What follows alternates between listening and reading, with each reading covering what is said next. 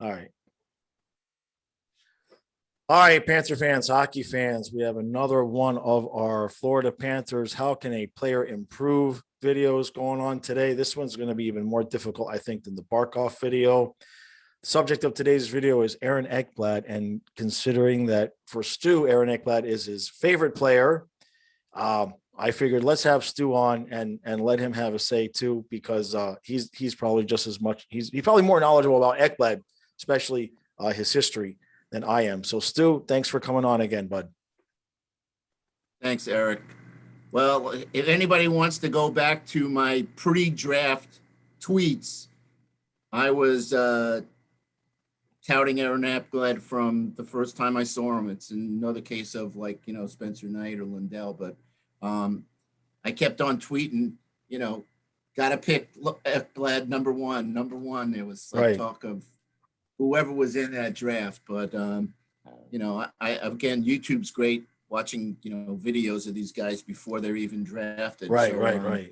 So we drafted them. Was extremely happy. We drafted them. I actually, in all the years that I've had Panther jerseys, believe it or not, Aaron Ekblad is the only numbered jersey that I have. Really? It was time to get a player, and yeah. I got Ekblad. Yeah, you got to pick one. That's the one. That's the one. I think for me, the only ones I've had, I had Beezer back in the day. And then now all of the jerseys I have now are just the generic jerseys. If I was going to get one, it would be Huberdeau after he signs this extension. So anyway, when I went to development camp, rookie camp or whatever back then, and let's just say I was able to get in the locker room, right? Like the first day when the press was interviewing him and whatnot, and I got to take some pictures with him and said hi, and I was looking for him to see if we'd post him on here, but anyway, it doesn't matter. We'll find him and work him into another video. Go ahead. Yeah, we could do that because I have others with him. I ended up getting acquainted with him and getting quite friendly with him. Obviously, maybe what we'll do is we'll do like a Stu's Wall of Fame video where you get all of the pictures that you want to show together, and we'll just have those pictures and you can tell the stories behind the pictures, and that'll be its own video. Yeah, let's do that. I have some good ones. Yeah, I'm still looking for and I don't know where they are, but I'm still looking for my prints of me and Billy Smith. I was at Billy Smith's. He owned an unemployment agency at the time in Huntington on Long Island, and I got some good pics. Okay. Of the cup with that. Don't ask me what happened to my Islander locker room cup pictures. They're just gone forever. Yeah, I understand. Don't even have a clue where they might be. But getting back to Ekblad, so obviously working for the team and having a little access, to the players, on a daily basis. I got one great shot of. This was actually before I went to work for the team. It was outside when they were walking to their garages. I got a really good picture of him. But anyway. He knows, he's my favorite player. Right. And the kid, I knew he was going to be great. But, when he came to us, he had already had his first concussion in 2014 at the juniors. So, right. But he did come out in his rookie season and he impressed everybody. It was a good, he was playing with Willie Mitchell.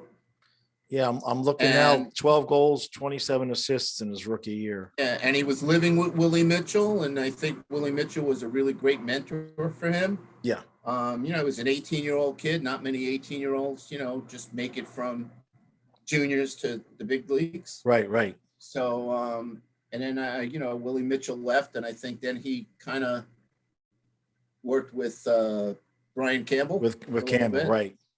So, the first year was really good. I wasn't so impressed. Obviously, I think people would agree with us that he really didn't have a good year the next year. Now, I don't remember, but I think it was in 2016, he suffered that really bad concussion in Right. Edmonton, Yeah. where Matt Hendricks took a run at him. I mean, the guy got suspended for 3 games, Yeah. but Ekblad was out, done. Yeah. Yeah. So, I remember that one. That was the first year I started doing the videos. And I remember when he was out and then they were getting ready to bring him back. And I made a video basically begging him, don't come back, because it was clearly too soon. And then unfortunately, he played like a game, maybe like a game and a half. And then, they're not saying he got another concussion. What's that? Was Tom Rowe coaching at that point? Yeah. I think it was 2016. So I think it was. Yeah, it was late. So that wasn't a smart move. I mean, I think he's up to 4 concussions. Right. So obviously, every time he goes in the corner, it's just worry city. Yep. But this past season, he looked great. He just was in control of his game. I think he put up 11 goals, 11 assists, 22 points in 35 games. I know he was leading the league. I think he was might have been tied with a couple of guys, but he was leading the league in goals. Yeah. And his power play, his presence on the power play made that power play really dangerous. Right. And then, fast forward to the night we lost him. Yeah, I know. And you could tell, the pain he was in on the ice that night wasn't just physical, because he had, you mentioned the concussions and everything, and he'd worked himself back, from that. And he finally had the right partner with with Uyghur. and for that to happen right then when he knew that, the team that we had, minus a couple of, small issues that I think we've addressed, the last year's team was definitely one that could have gone on for a few rounds, especially if Ekblad would have been around. So it was disheartening. It was it was very, very frustrating for him and for everybody. And like we've said, when you and I were texting right when that happened, and you just texted me like, there goes the cup. And I was like, yeah. And, we tried to pretend that it didn't mean that, you know what I mean? But in the end, I knew losing him, that was it. And obviously I always stay hopefully optimistic. Right. And again, I think Forsley did, a really good job, pulling up some of the slack, but you can't replace an Aaron Ekblad. No, you can't. You can't. So looking at the year before and last year, the year before he played the 67 games, and that was the year where he had only 5 goals. And I mentioned to you before we went on that I looked at his shot percentage, 19 to 20, and his shot percentage was only 3.4, which is less than half of his best shot percentage up to that point. And then last year, 11 goals, 11 assists, and his shot percentage went way up to 10.9. Now, of course, that's in a bit of a smaller sample size, but it seems to me like with the massive improvement that he had, especially, he made a big jump this season before he got hurt. And so with the idea, of how can he improve, you almost kind of want to say with this injury, the best we can hope for now by this season is get back to where he was before he got hurt. Yeah. So let's go back in time to the 2 seasons where he, in my opinion, was awful, or I should say, not the Aaron Ekblad that we all expected. He was really slow, right? Like really slow. Well, you look at 16, 17. His shot wasn't what it is now. I think he's done a lot of work in his skating. I mean, it shows. He was a lot quicker last year. Yeah. But guys used to beat him all the time a couple of years ago. So I don't know, obviously, skating's the name of the game. Yeah. And I remember you could have a great shot, but skating is it. Right. I mean, this is a very fast league now. So you can't be like a Yandel, 2 strides and the guy's by him. So yeah. And the good thing for Ekblad is you can tell he worked on that skating ability, but at the same time, He didn't just, he's using it for his offensive prowess as well. We've seen him come in, and to be honest, I'd like to see, and this would be an odd combination, so follow me here. I'd like to see Ekblad work with Duclair, because I think Duclair can learn a little bit from Ekblad, in the sense that when Ekblad gets closer in, he starts making he's got that long stride where he makes those side to side kind of juke moves, and then he's able to shoot. And I think that Duclair has that kind of ability, but like I've said in the other videos, he's coming in so fast that, he bypasses everything. So it just hit me a couple of days ago when I was thinking about this video. I was like, man, if we could get Duclair to kind of learn that Ekblad move, that might solve his issue right then and there, because Duclair's got a shot. Yeah. Well, I will tell you, and I know for a fact, because the chances that I had to go to practices, Ekblad worked on his shot, especially that one timer from the left dot. Yeah.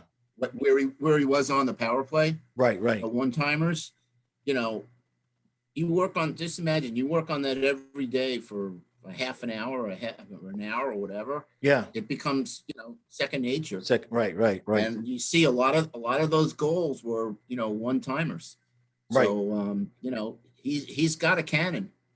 So talking about coming back from this injury, from the videos that we've seen, he looks pretty good. Right. Yeah. I think he's had a number of months to get his conditioning up. Right. And I think mentally he's coming into this season with a real big, not a chip, right, a big boulder on his shoulder, knowing that, if he had been able to not have that injury, who knows what could have happened. I'm not saying we would have won the cup.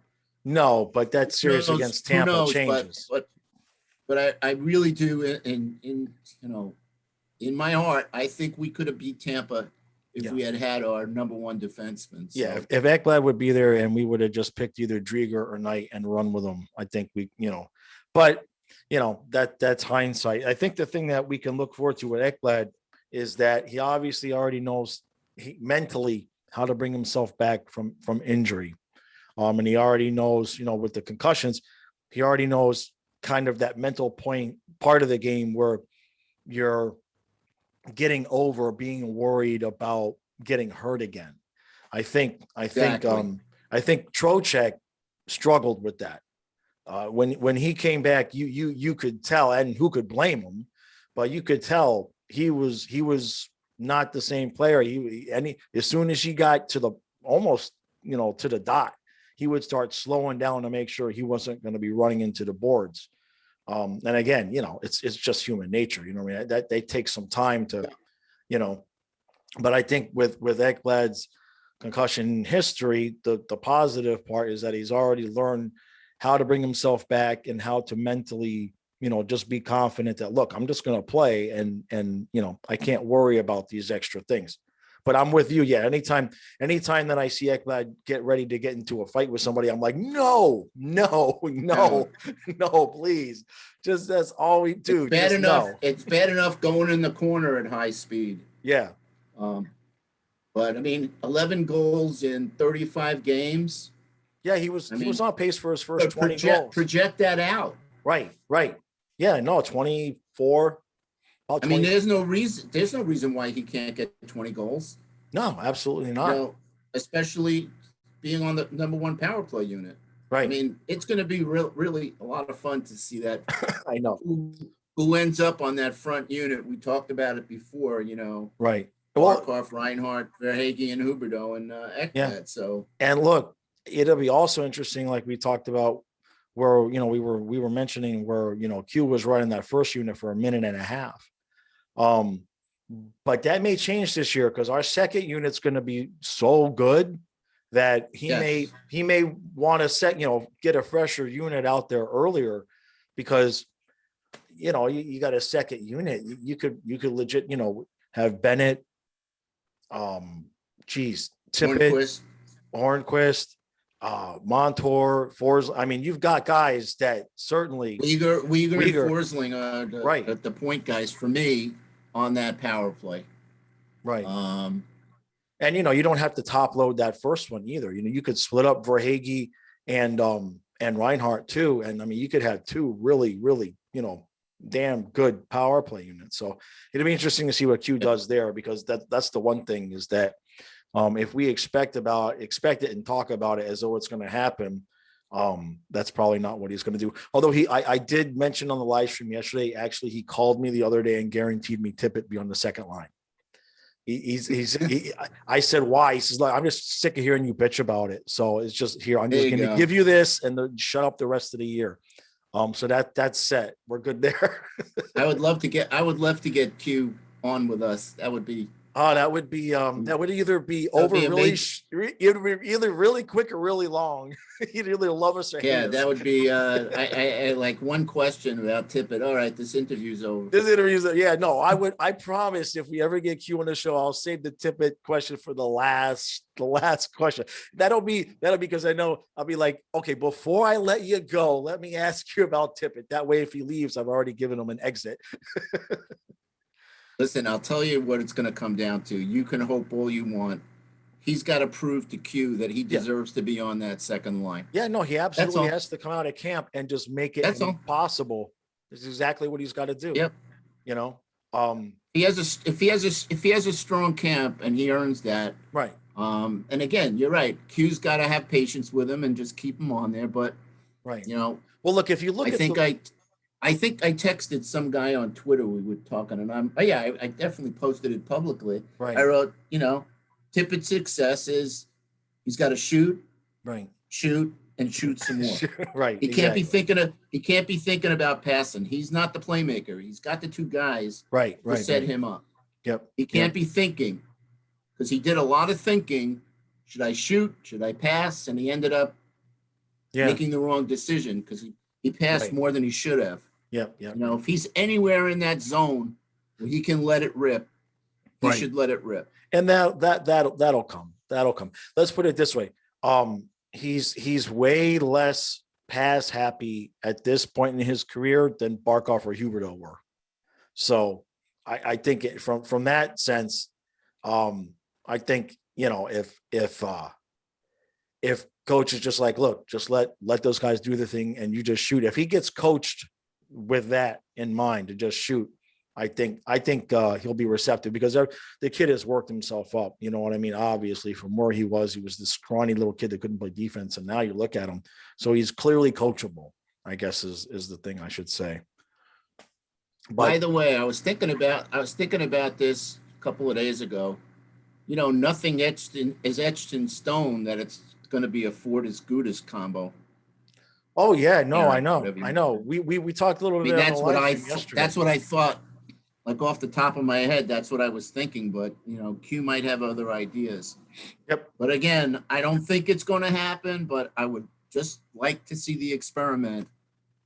Forsling and Ekblad together. Forsling and Ekblad, yeah. Well, I said, I'm predicting that Ekblad comes back. Let's talk about what we think. How many games do we give him? How long do you think it takes him to get to where he's himself again?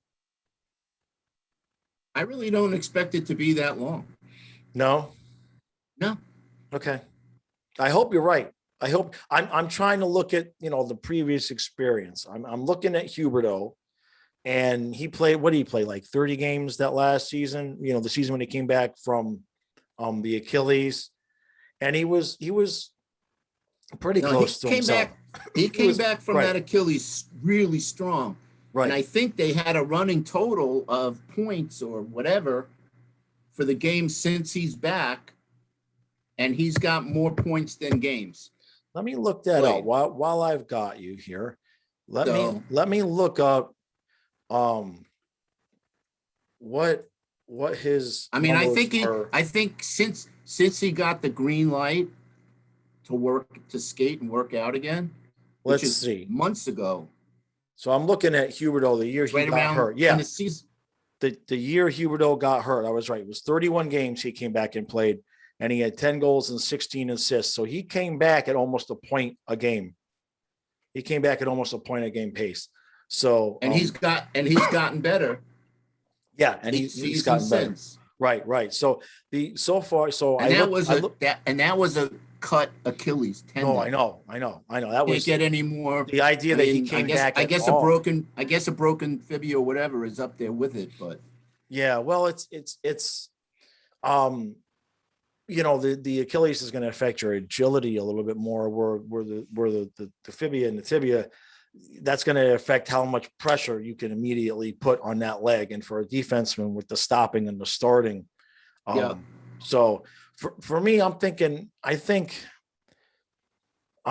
going to wait, Eric. It's amazing though what the surgeons can do. Yeah, I have a titanium plate in my neck. They fused 4 discs in my neck. At the end, my pain was like so bad I couldn't keep my neck up, and thank God they fixed me. Yeah. Well, my back's not doing so good. I probably need the same thing with my back. But what I'm saying is that the technology with what they do to repair. Poor Bobby Orr. Right. Didn't get that microscopic arthroscopic surgery, man. He had like railroad tracks up and down his knee. Yeah. Six knee surgeries. Yeah. Imagine what that guy would have done if he had a 15-year career. Yeah.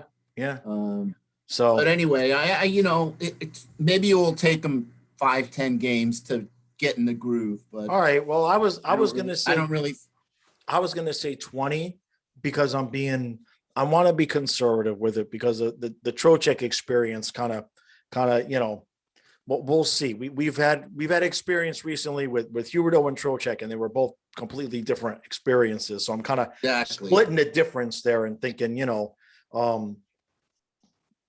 and especially with the roster. Obviously every player's recovery and rehab are different. And I'm using recovery and rehab as 2 separate things. I'm sure Ekblad, has been working out like a dog other than, on the ice, off the ice too. I would think weight training and whatnot. Yeah. But we can't afford for him to not be good from the first game. Seriously. We can't afford for him, for 10 games to go by, 20 games to go by before we see the Ekblad of old. All right. Well, you know what I mean? We need this machine, this locomotive to be running smooth from the time it leaves the station. Right. Okay. I'll agree with you there. All right. So give me Ekblad's numbers this year. What do you got? I'd say at least 15 goals. I'll be conservative there. Right. I'd like to see him get 50 assists. Yeah, I was gonna say 40. So you're saying 50. I'd like to see him get more assists, and maybe he can be what Yandel used to be. I mean, look, what's the most assists the power, he's had? I mean, he's the power play quarterback. So the most assists he's had is in 1920, and that was 36 assists.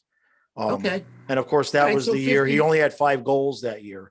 So that would be a hell of an improvement. Yeah, absolutely. And I think he could do it. Okay. All right. You heard it here first. So that's 65, maybe even 70 points. All right. We'll have to, if Ekblad gets 50 assists this year, everybody sends 2 cigars. That's how we're going to work this. Listen, let's just have him be a major contributing factor. Right. To having this team win a lot of games. So last question I have, what your opinion is that, let's say he starts off and he's not ready for 26, 27 minutes. Let's say he's ready for 20, 22.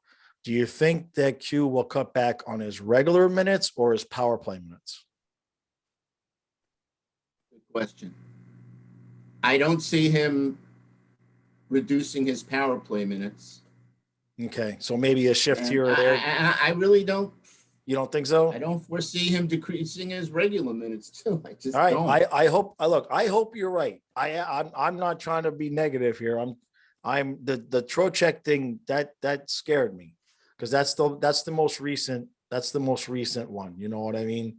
And that was a break of the bone as well, where Huberto, like you said, it was different. I'm Like I hopeful. said, every player is different. Right. I think mentally he's got something to prove. Yeah. And I'll I give you think that. he knows he was one of the elite top 3 defensemen vying Right. for the Norris Trophy. Yeah. Yeah. Yeah. Well, if he gets 50 assists, just give him the trophy now. Right. Another big thing is going to be what he does defensively. I mean, Yeah. we can focus on his offense all day long, but don't forget his job is a Yeah. defenseman. Yeah. I think we feel pretty solid there. Yeah, I mean the fact that his skating and his speed improved so much last Right. year. Right. And his partner has a lot to do with it now, because Yeah, in the few years past, if Ekblad pinched and something bad happened, there was no backup. Where now, if something happens, Uyghur's right there, and that just makes it just gives Ekblad so much more confidence to just go ahead and just do what he does. He can carry the puck in and do that cut move that he does, and know that his partner's back. And his partner's fast enough, not like a certain somebody that we don't have anymore. Where I still can't believe. What's great about the Uyghur element is that when Ekblad went down, Uyghur grabbed the mantle and became the man. He became our number 1 D, and he just showed a lot of confidence controlling the play. Yep. So it's a better situation than it was before Ekblad went down. But we have so many good players up front. I mean, I always said the key to preventing goals is for the forwards to get back, and get back quickly, and not have 3-on-2s, any odd man rushes, or any situation where a defenseman's trailing the play and we missed an assignment. How many goals can we can count hundreds of goals that we've let in where our goalies didn't even have a chance, because somebody missed an assignment and there was an odd man in the play in front of the net. No, I know. I mean, that lessened last year, but there were a couple of years, especially Bobrovsky's first year. I mean, there'd be 3-4 guys in front of the net and nobody would clear anything out, and that's why Gudas helped a lot with that. Gudas helped a lot, just setting that mentality. You know what I mean? So, all right, bud, this was good. I appreciate you doing this one with me. We'll get together next week and get something else out. I know development camp started today, but it's close to the public, so there's not like anything, the media guys are going to have that, and that's that. So Charles posted on Twitter, he went to development camp to try to get something, and they even put a curtain over the door, like a black see-through curtain. So you can kind of see guys, but you can't see guys. And so it's a shame. We're hiding something there. Who knows what? We don't want anybody to see Lundell. That's what it is. So, well, one of the days at training camp should be open, if not all of them. So I'll try and make it, depending on when it is. I'll try and scoot over there and make at least one of them and get a report back. Yeah. Great. All right, bud. All right. All right. We'll talk to you again soon. Okay, bud. Till next time. All right, bud. Bye.